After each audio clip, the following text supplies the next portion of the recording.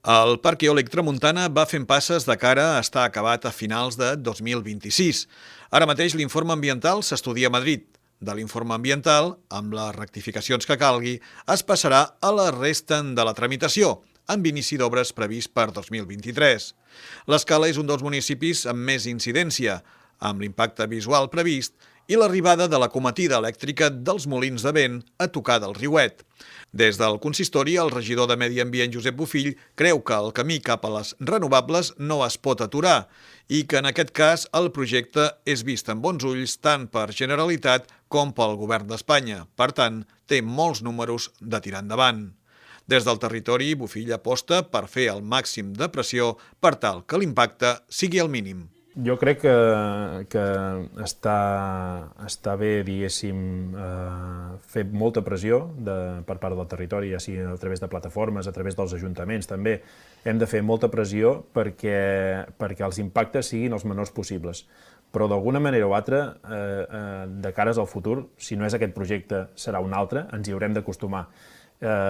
Si volem, és una evidència, no?, que el petroli cada cop anirà menys i aquestes alternatives són poques. Al final es pot aprofitar l'energia del sol, es pot aprofitar l'energia del vent i en alguns casos no és el nostre, el maremotriu.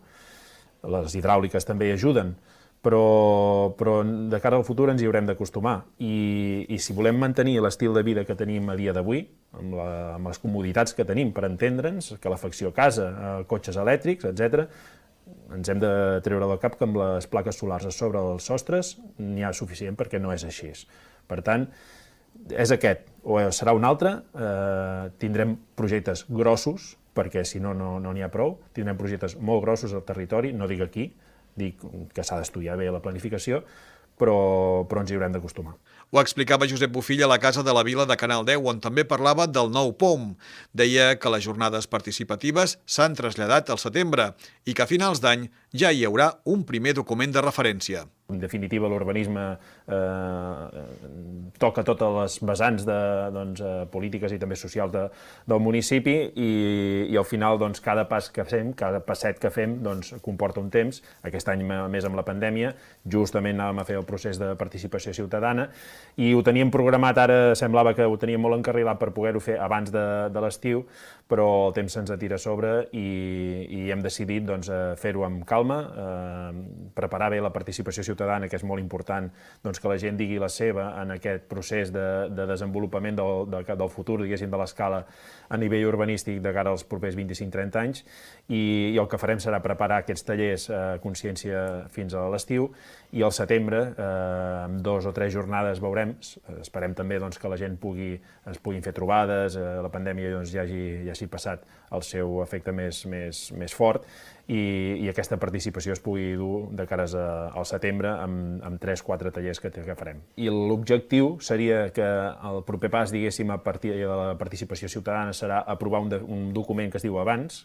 Sí, l'Abans, que ja és un document on incorpora la normativa urbanística del municipi, on es defineixen aquests sectors que dèiem, amb més densitats, amb zones verdes, amb carrers, on es dibuixen els carrers, etc., aprovar-lo de cares a final d'any o a principi del següent.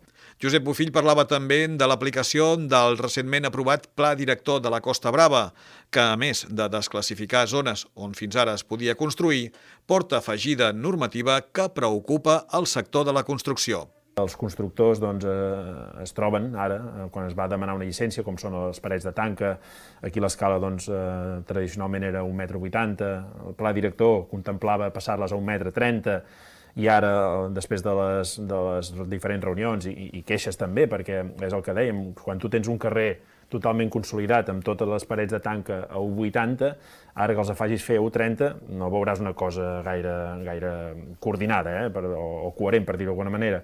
Doncs aquest és un dels temes, les pavimentacions amb jardins, les piscines, els volums dintre unes finques. Són temes doncs, que amb l'aprovació definitiva s'han donat a la llum. A l'hora d'aplicar la normativa, doncs, els constructors, sobretot, i els promotors i els propietaris de les cases doncs, es troben en aquestes circumstàncies i això d'alguna manera o altra s'ha mostrat per part dels ajuntaments doncs, un neguiteig, també a l'hora de donar llicències de la legalitat que hi ha, i el pla director, doncs, en aquest cas, els redactors s'han compromès a fer unes reunions periòdiques amb els diferents ajuntaments per tal d'anar maquillant o ajustant aquests possibles efectes a les llicències municipals. La Casa de la Vila es pot veure íntegra a la carta a www.canal10.cat.